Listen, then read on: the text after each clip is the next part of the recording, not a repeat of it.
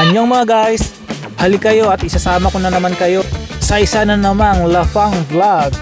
So for today's video, andito tayo sa may sikat at talaga namang trending lagi to dito sa Korea. Kaya naman isa to sa mga dapat ninyong tikman pag nakarating kayo dito. Ang location nga pala nito is dito sa may Goyang. Ilalagay ko na lang yung exact address sa end ng video na to.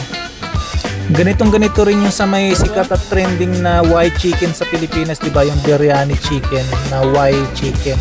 Ayan, nakita nyo naman kung gaano kadami yung tao. Talagang sikat to dito sa may Goyang City. Ang story daw ng restaurant na to, kaya naging successful, yung nakaitim na ng kataliko na yan, ayan yung may-ari. Dati lang siyang nagpo-food truck ng ganitong chicken. So dahil sa sarap ng chicken niya, ayan, nag-boom siya. Ayan nga pala yung price dito guys, 22,000 won sa isang pirasong manok na to. At ito may mga side dish na siyang kasama. Libre na yan, may kimchi, may sausawan, may asin, may mustard, may yung typical na spicy Korean sauce, may radish na pickles at saka itong free na sabaw na udon. Kagandahan sa restaurant na to, kahit sobrang dami ng tao tapos mahaba yung pila sa labas, mabilis lang siya. Mabilis din yung service nila. At ganito nila ginagawa yan, kita nyo naman meron silang 4 na lutuan dito. At kasarapan nito guys, ang gamit nilang pangluto dito yung tunay na kahoy. At hindi uling or gas stove.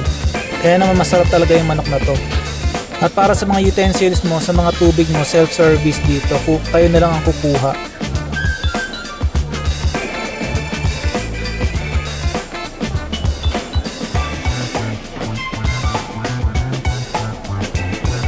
At ito na nga, nauna nang dumating isa nating order. Yung tawag dito is salguksu.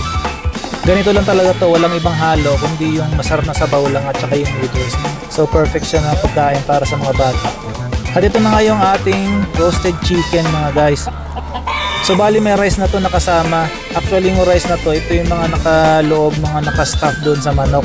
Tapos medyo pinitpit nila ng konti. Kaya naman yung kanin dito is talaga nagtututong-tutong. Ayan. So masarap din tong kanin na to, so kahigin mo lang yan. Ang medyo hindi lang kagandahan dito is siya sa may foil, so medyo unhealthy siya.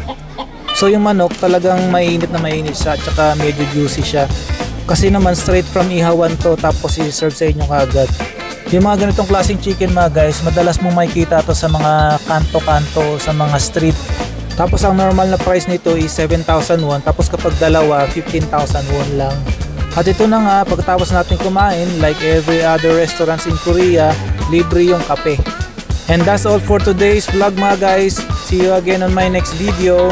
Annyeong!